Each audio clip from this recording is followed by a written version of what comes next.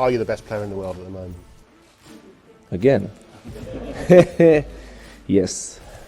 There was a time when Eden Hazard could say this and even Messi or Ronaldo fans wouldn't have complained much. But just a few years later, his teammate Toni Kroos drew the line on Eden's career end. I don't think Eden Hazard has a bad life. Everybody is responsible for their own situation to some extent. I only pity people who are in very bad situations, and Eden is not one of them. What happened to one of the most outstanding footballers of the last 10 years? How come such a resilient body was unbreakable at one club, but fragile at another? Was he just lazy and didn't care? We try to answer these questions, but only if you like this video and subscribe to the channel. All that done? Let's go! It may surprise some, but the accusations of laziness followed Eden Hazard for most of his career. Even at his Chelsea's best, he had issues training to the maximum. Jose Mourinho was initially not impressed with him. There was no vote, but he was known as one of the worst trainers, said Jose about his player in 2014. But the thing is, normally bad trainers do not play for Jose Mourinho altogether. Eden would have been no exception had he not been a special case, as Jose later admitted. When Eden gets onto the pitch, you don't see the reflection of a week of work, you just see a reflection of his talent. What you see is the talent God gave him. Eden's former teammate John Obi Mikel saw it in a very similar way, but put it more bluntly. The only player I saw get away with it was Eden Hazard. He never trained. The worst, the laziest footballer I have ever seen in my life. But then come the weekend and he produces a man-of-the-match performance. To be fair to Hazard, Mourinho actually noted an improvement in his star players' training intensity over time. And if Eden didn't give 100% in training, he did it on purpose to protect his legs. We don't have many breaks during the season, so I try to have more rest in training, and then in the games I give everything, said Hazard at the peak of his Chelsea career. And indeed, let it not be forgotten that at the time he was the most tackled player in the Premier League. The Belgian only ever had one throwaway season at Stamford Bridge, the 2015-16, when everything came apart.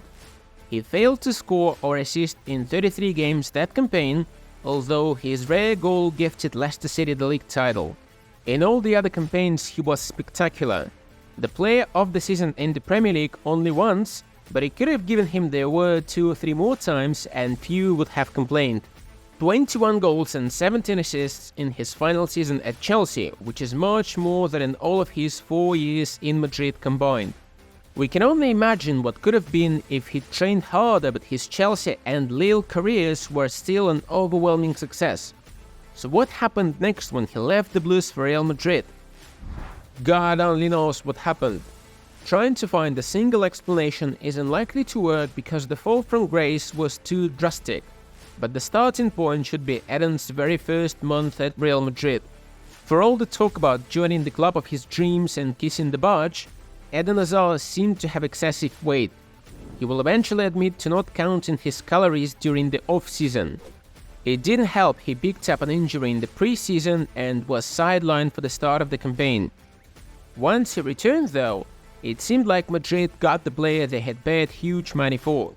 And then that PSG game happened. It wasn't a cynical fall by Belgian teammate Mourinho, but Hazard let out a cry. Honestly, you see much worse tackles in many other games, but for Eden, something snapped in his body.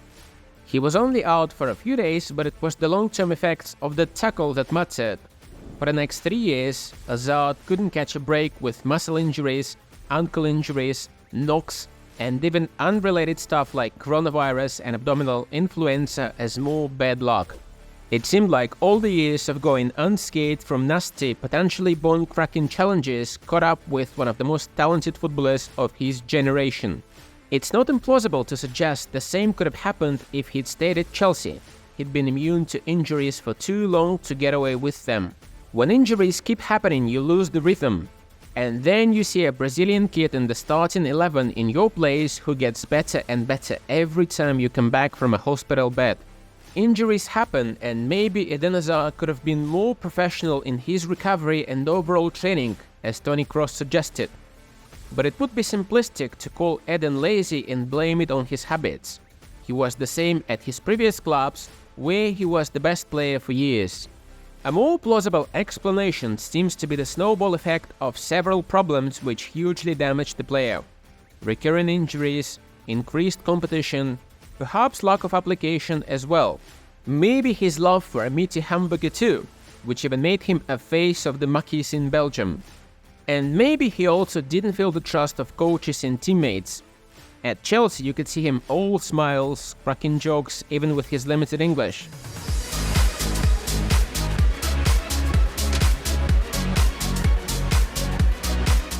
At Madrid, he didn't even receive a farewell game. Perhaps there's a bit of bitterness and defiance in his words after he left Real Madrid. I still feel capable of being a professional player, but at the same time I've been resting for 2 or 3 years. I still have a bit of energy. It turned out he didn't have the energy, but Eden's story is a huge success. His retirement shouldn't be a sad day for football, but a celebration of one of the best footballers in the Premier League ever. If you enjoyed this episode, like it so more people can watch it, subscribe to the channel and hit the bell icon for notifications. See you in other videos.